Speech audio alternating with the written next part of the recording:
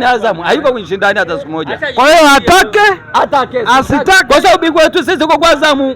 Tunataka tuchukue leo, tutangaze ubingwa leo. Huko mbele kutazama mechi za grafiki. Anasema mtake msitake mtafungwa. Hao wana mawazo. Kwa sababu gani?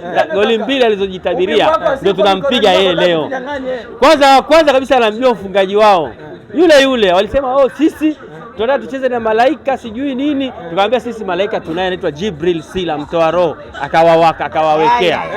Sasa hajaondoka bado yupo na wao wanajua. Eti wanao malaika ule Jibril Sila. Kaka huyo malaika wa leo atakuwa anatumwa kila mahali aende. Aende mahali. Kwamba anasema malaika atagoma leo. Hawezi kugoma. Ashakula vitu vizuri, anagomaje?